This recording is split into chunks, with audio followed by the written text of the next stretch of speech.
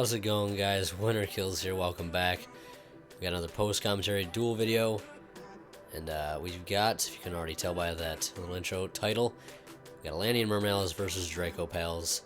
I know somebody had previously asked specifically to see a DDD versus Draco-Pals post-April 2016 list, which is, of course, the format we're currently playing in right now in this video. My brother was unavailable, though, to play his current build on here. I will be trying to get that up soon, though, as well as DDDs versus any other decks that have been affected by the changes made due to the ban list. Synchrofusionists, DDD, or not DDDs, Atlanteans sometime soon. I'm just trying my best to get some footage recorded and then do some hopefully quality commentary over it for you guys to keep up with all the other content that I'm posting currently on my channel, because I would like to have a decent balance of that. It is a lot easier to record Dark Souls and Salt and Sanctuary and other stuff like that to be able to mass produce that. This not so much. I have to take the time to get the camera out, charge it, and set up all this, and then play the matches one by one. And if the duel wasn't if somebody made a really huge misplay, I have to end up deleting that. And it actually happened in one of the videos that were before this, a huge misplay that I wasn't gonna let go and just be like, oh yeah, I don't mind this, because I feel like that's kind of not a good thing. I mean, some misplays do happen here and there, but it was pretty huge, so I wasn't gonna let that one go up. But yeah, so I'm trying my best, and I'm really glad that you guys are enjoying it and are very supportive. Really do appreciate that. But as you can see, we opened up Mulan and Trish, and we're going to do Abyss with Mizuchi. Very awesome first turn, and it ends up winning the game right there against those Draco-Pals.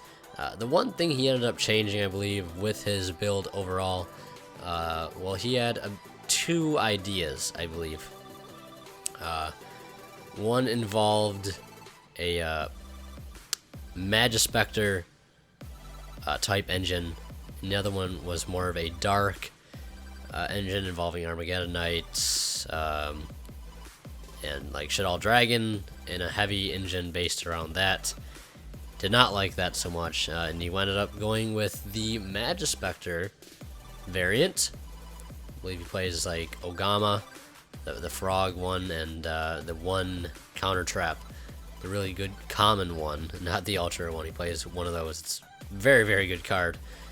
More often than not, he's able to pendulum summon out the Ogama, get that trap set. It's just a free, like, almost solemn warning or scolding or notice, whatever you want to call it. So it's pretty viable. He's able to set up a whole lot, actually.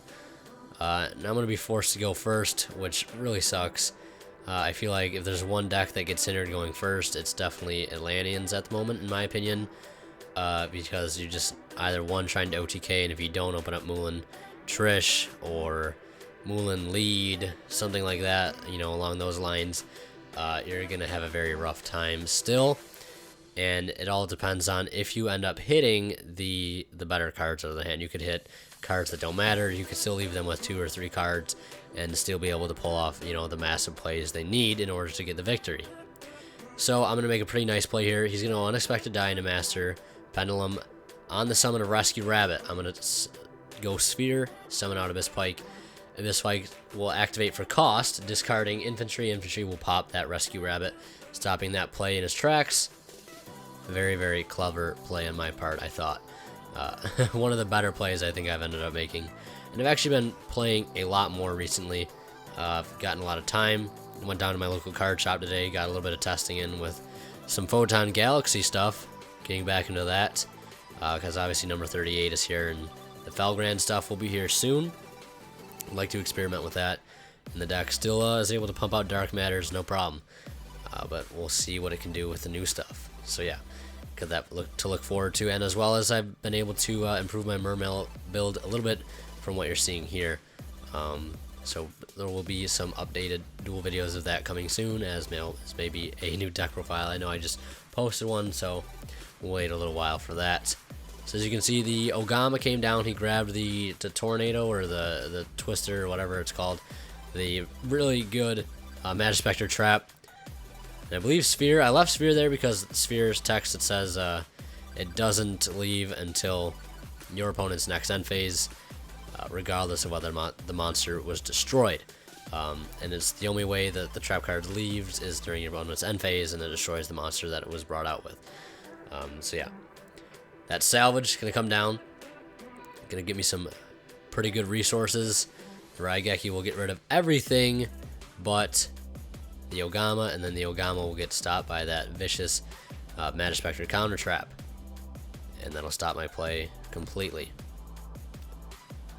So yeah, and then he's just going to pendulum summon back out. And the reason he is not searching again for another Magic Spectre spell or trap, because this was, I believe, one of the first times he was testing this variant, and I believe it was his favorite, and the one that ended up being most consistent out of all the variants he ended up going with, or at least looking at to try. So he started off playing just one trap card, didn't want it to be too cloggy, you know, without having that wind spellcaster type monster to be able to tribute off along with it, of course, because that is what you need. So I grab Mulan off that clutch instant fusion. Instant fusion is still, you know, better than ever. It's still an amazing card.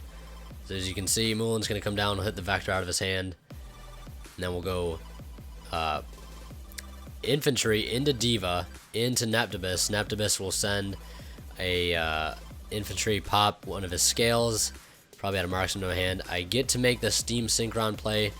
Not in its usual intention, but it's still nice that I can end up going into a Felgran at the end of the day. It's not just a starting play that gets you your Mulan. Sometimes it's an extension play that you have late game to go into for a Felgran. Felgran, I'm going to have to negate that Skullcrabad Joker. I figured it's my best bet at the moment. He does have a Lizard draw. Twin Twister would have been really nice here. I do main 2 currently. Not really convinced on maining 3 just yet. However, it's tempting. And then he'll Pendulum summon out 4 more.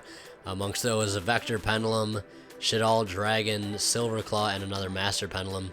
He's going to go into S39 Utopia. The Lightning, I think his name is. The one that gets 5,000 attack when he attacks, attaching 2 materials. And he's going to just have enough damage right there to beat over my monsters and kill me. So now we'll head into game 3.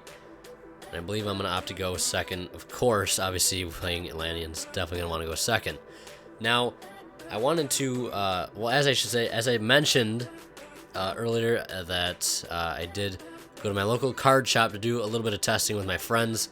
I believe they're going to be going to a YCS or ARG event, either in Columbus or Pittsburgh, somewhere, one of those 2 areas. I may tag along with them, not really sure though at the moment. It's kind of up in the air, but one of my friends was playing Water there, was testing a build that involved, he was playing 3 Kaiju Gameciel, and also wanted to main the Slumbers. But I think the one thing that turned him away from actually doing it was the fact that Slumber is not really that good against Cosmo. It is good against Pepe, but not that good against Cosmo. And I thought that was interesting because I remember one of my subscribers bringing that up like a couple days ago in one of the last Atlantean videos or deck profiles I brought up, or I posted. So yeah, definitely a viable engine that I am willing to test out. I think I'm maining 1 Gameciel at the moment. Might main 2 because it is a good card in general. Just more so for Cosmo. That's why I kind of want to just main 1 at the moment, and it is a decent discard target. But another thing that he brought up to me, besides, you know, as we reviewed each other's extra decks and discussed main deck choices, another card he wanted to end up testing out, and apparently a lot of OCG builds are testing this, or playing this actually, is Abyssmander. And I'll read you guys Abyssmander's effect here, which is basically, you can manage this card from your graveyard to activate one of the following effects. Increase the levels of all Mermail monsters you can currently control by 1, and then increase the levels of all Mermail monsters you currently control by 2. So you can see how that would be very, very helpful. Obviously, if you summon a Megalo and then another Megalo or a Teus, that allows you to make rank 8 plays even more, other than just doing them through the Cell Synchron play with the Steam Synchron and Mulan, because that allows you to not rely on Mulan in order to make Felgrand and number 38, which of course are game-winning cards right now in the meta. And I think he's devoted 2 spaces in his extra deck to rank 8s, one being Felgrand and one being number 38. I think I would play number 38 over Felgrand, but I would definitely play both.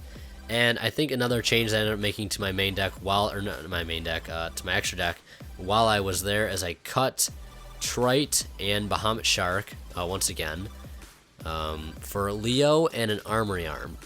Just kind of be a little more aggressive and just have a lot more synchro plays, because I feel like synchro plays are a lot more prevalent now in Mermail. I just not really sure why. I just feel like it's about time I start playing a little more synchros and less Trite and Shark. So yeah, I just thought that was an interesting tech, Mermail Abyssmander. Yeah, you just help make rank 8 plays a little easier. But as you can see here, Megalo's coming down, and we've already got a rank 4 play set up as well. We're going to search a sphere. Still haven't used Megalo's effect to attack twice to get another Dragoons on board. And this is the time like this is where I really miss Poseidra, because I would have been able to bring that back on top of having a rank 4 play already. I'll steal his Honor Arc and pretty much just go for game right here. That double attacking Megalo and Dragoons swinging in for game. So you can see Atlanteans will take the match 2-1 against New Age Draco-Pals, featuring a small Match Spectre engine regarding Ogama and the trap card. Surprisingly, it had a lot of consistency to the deck. It was a play that came up a lot, as you could see, and the trap card definitely did disrupt a lot of my plays. Yeah, I think Pepe is still a very, very good deck, in my opinion. We were playing around beforehand, before we wanted to record a video, so we could at least practice a little bit, because both for us have been a little while since we've got a chance to sit down and really play a serious match or two, at least in real life, and haven't been playing on DN at all recently, just because the whole picture issue. But I did find I believe there's a separate server you can go on, and the pictures are there, so hopefully the featured archetype series will continue with that newfound gem. So yeah, I really hope you guys enjoyed the footage. I hope you enjoyed the commentary. And as always, if you guys got any suggestions, feedback, go ahead and leave them in the comment section below. I will be reading them as always.